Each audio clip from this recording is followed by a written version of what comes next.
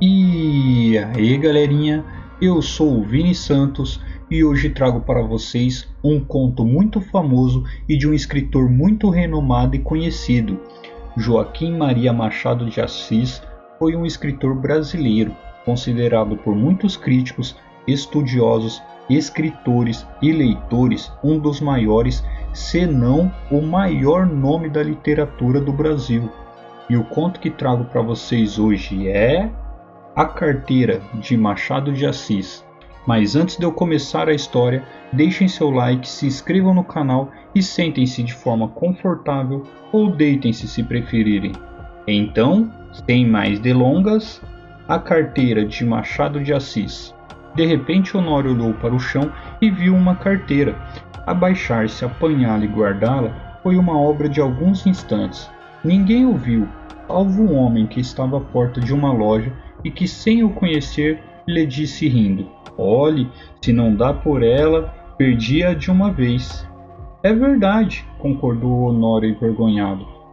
Para avaliar a oportunidade desta carteira, é preciso saber que Honório tem de pagar amanhã uma dívida, 400 e tantos mil réis, e a carteira trazia o bojo recheado. A dívida não parece grande para um homem na posição de Honório, que advoga, mas todas as quantias são grandes ou pequenas, segundo as circunstâncias, e as dele não podiam ser piores. Gastos de família excessivos, a princípio por servir a parentes, e depois por agradar a mulher, que vivia aborrecida da solidão. Baile daqui, jantar dali, chapéus, leques, tanta coisa a mais, que não havia remédio senão ir descontando o futuro. Endividou-se, começou pelas contas de loja e armazéns, passou aos empréstimos, 200 a um, 300 a outro, 500 a outro, e tudo a crescer, e os bailes a darem-se, e os jantares a comerem-se, um turbilhão perpétuo, uma voragem. "Tu agora vais bem, não?" dizia-lhe ultimamente o Gustavo, advogado e familiar da casa. "Agora vou", mentiu o Honório. A verdade é que ia mal. Poucas causas, de pequena monta e constituintes remissos. Por desgraça, perdera ultimamente um processo que fundara grandes esperanças. Não só recebeu pouco, mas até parece que ele lhe tirou alguma coisa, a reputação jurídica. Em todo caso, andavam mofinas nos jornais. Dona Amélia não sabia nada. Ele não contava nada à mulher. Bons ou maus negócios, não contava nada a ninguém. Fingia-se tão alegre como se nadasse em um mar de prosperidades. Quando Gustavo, que ia todas as noites à casa dele, dizia uma ou duas pilhérias, ele respondia com 3 e 4. E depois ia ouvir os trechos de música alemã que Dona Amélia tocava muito bem ao piano e que o Gustavo escutava com indizível prazer.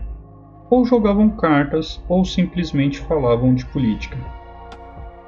Um dia, a mulher foi achá-lo dando muitos beijos à filha, criança de 4 anos, e viu-lhe os olhos molhados. Ficou espantada e perguntou-lhe o que era.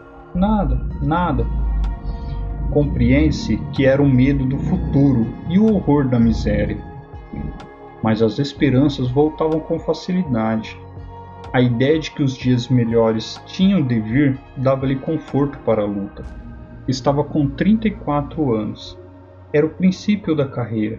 Todos os princípios são difíceis e toca a trabalhar, a esperar, a gastar, pedir fiado ou emprestado, para pagar mal e a más horas. A dívida urgente de hoje são uns malditos 400 e tantos mil réis de carros.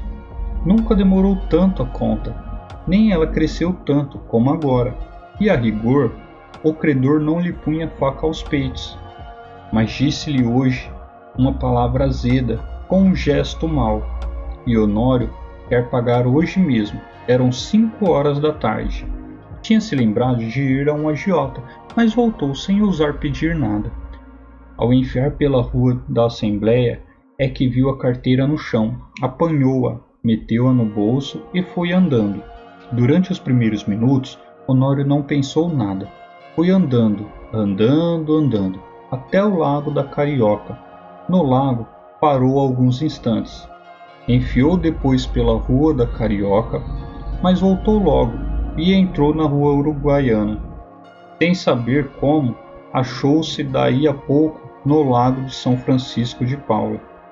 E ainda sem saber como, entrou em um café, pediu alguma coisa e encostou-se à parede, olhando para fora.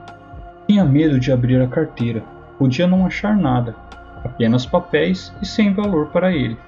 Ao mesmo tempo, e esta era a causa principal das reflexões, a consciência perguntava-lhe se podia utilizar-se do dinheiro que achasse.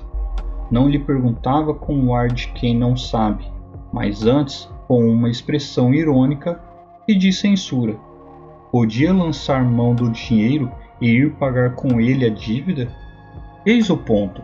A consciência acabou por lhe dizer que não podia e devia levar a carteira à polícia ou denunciá-la. Mas tão depressa acabava de lhe dizer isto, vinham os apuros da ocasião e puxavam por ele e convidavam-no a ir pagar a cocheira. Chegavam mesmo a dizer-lhe que se fosse ele que a tivesse perdido, ninguém iria entregá-la. Insinuação que lhe deu um ânimo.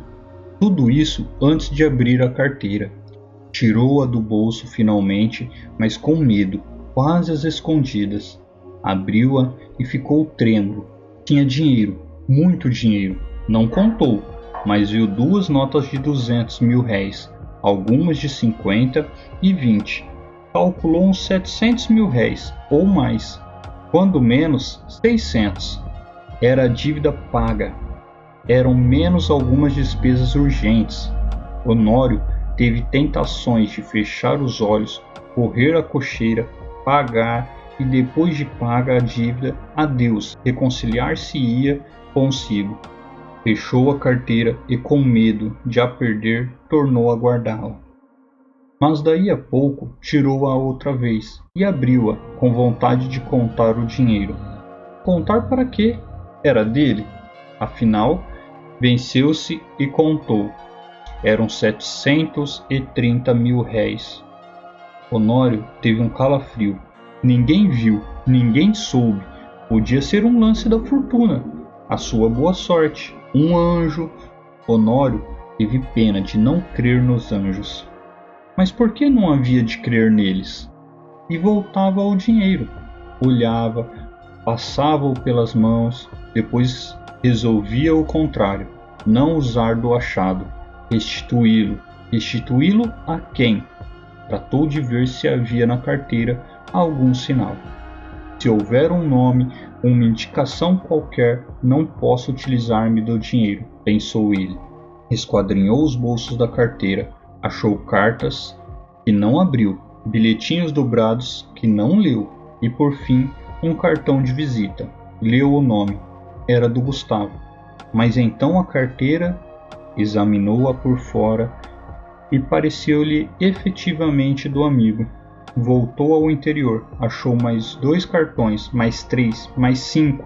Não havia dúvida. Era dele. A descoberta entristeceu-o. Não podia ficar com o dinheiro sem praticar um ato ilícito, e naquele caso, doloroso ao seu coração, porque era em dano de um amigo. Todo o castelo levantado esborrou-se como se fosse de cartas. Bebeu a última gota do café, sem reparar que estava frio. Saiu e só então reparou que era quase noite. Caminhou para casa. Parece que a necessidade ainda lhe deu uns 2 empurrões, mas ele resistiu. Paciência, disse ele consigo. Verei amanhã o que posso fazer. Chegando a casa, já ali achou o Gustavo, um pouco preocupado, e a própria Dona Amélia o parecia também. Entrou rindo e perguntou ao amigo se lhe faltava alguma coisa. Nada. Nada? Por quê? Mete a mão no bolso. Não te falta nada? Falta minha carteira, disse o Gustavo, sem meter a mão no bolso. Sabe se alguém a achou? Achei-a eu, disse Honório, entregando-la. Gustavo pegou dela precipitadamente e olhou desconfiado para o amigo. Esse olhar foi para Honório como um golpe de estilete. Depois de tanta luta com a necessidade, era um triste prêmio. Sorriu amargamente e, como o outro lhe perguntasse onde a achara, deu-lhe as explicações precisas. Mas conheceste-a? Não, achei os teus bilhetes de visita. Honório deu 2 voltas e foi mudar de toilette para o jantar. Então Gustavo sacou novamente a carteira, abriu-a, foi a um dos bolsos, tirou um dos bilhetinhos que o outro não quis abrir nem ler e estendeu a Dona Amélia, que, ansiosa e trêmula, rasgou-o em 30.000 pedaços. Era um bilhetinho de amor. O que vocês fariam se encontrassem uma carteira recheada de dinheiro? Devolveriam para o dono? Ou gastariam todo o dinheiro? E se fossem gastar, o que comprariam? Deixem nos comentários, quero ver como anda a imaginação de vocês. Muito obrigado por ouvirem a minha história. Não esqueçam de deixar aquele like, se inscrever no canal e compartilhar o vídeo com os seus amigos. Muito obrigado e até o próximo vídeo. Fui!